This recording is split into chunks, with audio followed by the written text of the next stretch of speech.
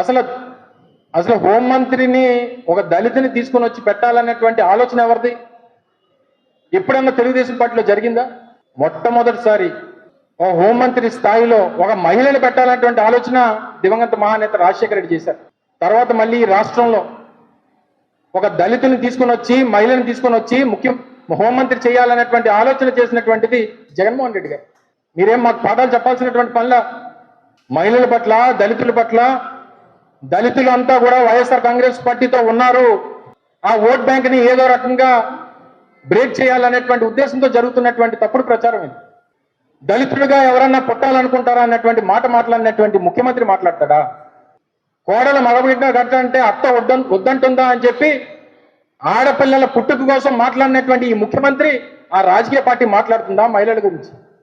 దయచేసి వారికి అర్హత లేదు అనేటువంటి విషయాన్ని దయచేసి ఇందులో మహిళా లోకాన్ని, దళితుల్ని దయచేసి ఇందులో తీసుకురావద్దు అనేటువంటి విషయాన్ని మరొకసారి కోరుతా ఉన్నాం. అందరూ కొన్ని విషయాల్లో ఏ రకమైనటువంటి విషయాలు వచ్చాయి, ఏ రకంగా మాట్లాడారు, ఏంటి అనేటువంటిది ఎప్పటికప్పుడు క్లియర్ చేసుకుంటూ వస్తున్నాం. ఇప్పుడు జరిగినటువంటి ఇష్యూలో సోదరి మనం అడుగుతా ఉంది, మీరు రిగ్రెట్ అయ్యారు. నేను ఏం తప్పు మాట్లాడాను రిగ్రెట్ అవ్వడానికి? నేను ఏం తప్పు మాట్లాడాను చెప్పండి. ఇగో ఇది తప్పు మాట్లాడి తప్పు కదండి ఈ రకంగా మాట్లాడడం అంటే చెప్పండి. నేనేదో తప్పు చేస్తానో లేకపోతే తప్పు అయిపోయిందని చెప్పాను అన్నాను. అమ్మ నన్ను గుడ్డు అంటే నేనేమనాలమ్మా?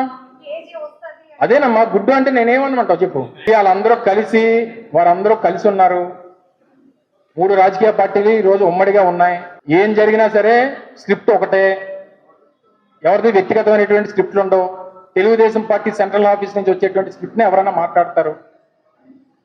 ఇదే పవన్ కళ్యాణ్ గారి తల్లిని లోకేష్ దూషించాడు, వాళ్ళ కార్యకర్తలతో వాళ్ళ నాయకులతో తిట్టించాడు అనేటువంటి మాట వారు మాట్లాడిన మాటలు ఉన్నాయి. మహిళల పట్ల వారి తాలూకు అభిప్రాయాన్ని పవన్ కళ్యాణ్ గారు అనేక సందర్భాల్లో చెప్పారు. అదే పవన్ కళ్యాణ్ గారు ఒక సభలో రోజా గారిని ఉద్దేశించి డైమండ్ రాణి అన్నాడు. నేను మాట్లాడినటువంటి మాటల్లో దేనికి రిగ్రెట్ అవ్వాలి చెప్పండి? నేను చేసింది రాజకీయ ఉపన్యాసం, మా కార్యకర్తలతో జరిగినటువంటి ఒక సమావేశంలో మాట్లాడినటువంటి మాటలు. అందులో మనోభావాలు దెబ్బతినడానికి, ఇంకో భావం దెబ్బతినడానికి ఏం తప్పని చెప్పండి. నన్నంటే ఎవరిని అన్నట్ట? గుడ్ అంటే ఎవరిని అన్నట్టు? అది గుడ్ అంటే ఎవరిని అన్నట్టు?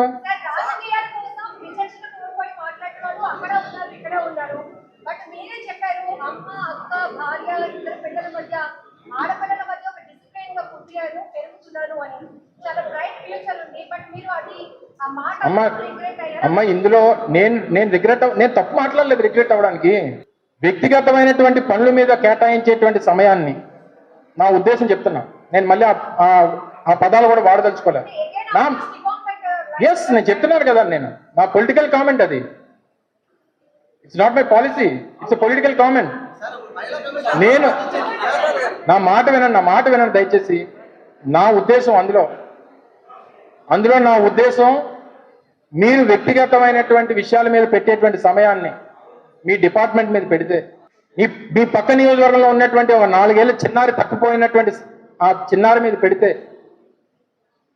ఆ కుటుంబ సభ్యులు ఆ తల్లిదండ్రుల తాలూకు శోకాన్ని, వారి కష్టాన్ని తీర్చే వాళ్ళు అవుతారు.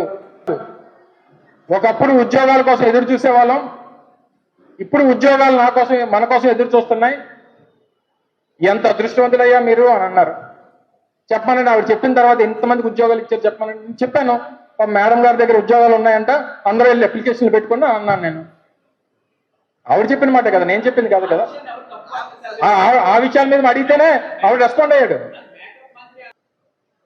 దాని గురించి అంటే నేను ఆ సబ్జెక్ట్ జోలికి వెళ్ళను. కానీ బాధ్యతాయుతమైనటువంటి పదవిలో ఉన్నటువంటి వ్యక్తులు వారు చేయాల్సినటువంటి పనులు మానేసి రాజకీయ విమర్శలకి వారు కట్టుబడి ఉంటారు తప్ప ప్రజా సమస్యల్ని, లా అండ్ ఆర్డర్ ఇష్యూస్ని, డిపార్ట్మెంటల్ ఇష్యూస్ని దాని మీద శ్రద్ధ పెట్టి వాటిని ఆ క్రైమ్ రేట్ని ఏ రకంగా తగ్గించాలి, ఏ రకంగా అత్యాచారాలు తగ్గించాలి, ఏ రకంగా హత్యలు తగ్గించాలి అనేటువంటి దాని మీద పెట్టమని నా ఉద్దేశం. ఏమో రొటీన్గా జరిగేవి కదా, మామూలు కూర్చుంటాం అందరం. ఇలాగ అనేక ఇష్యూస్ ఉన్నాయి, వీటి మీద సందర్భం వచ్చినప్పుడు కూర్చున్నాం. గతంలో కూర్చున్నా, ఇప్పుడు కూర్చుంటాం. అదే కొత్తగా చూడాల్సిన పని. ఏమో నాతోనే ఎవరో మాట్లాడలేదు. వ్యవస్థల పట్ల ఒక రాజకీయ కుటుంబం నేపథ్యం నుంచి వచ్చినటువంటి వ్యక్తిగా, 50 సంవత్సరాల రాజకీయ లెగసీ ఉన్నటువంటి కుటుంబం నుంచి వచ్చినటువంటి వ్యక్తిగా వ్యవస్థల మీద నాకు అపారమైన గౌరవం ఉంది. ఎవరు ఏది ఇచ్చినా సరే దానికి సమాధానం చెప్తా, నా విధానాన్ని నా నా నా పాలసీస్ అన్నింటిని కూడా వారి ముందు పెడతా.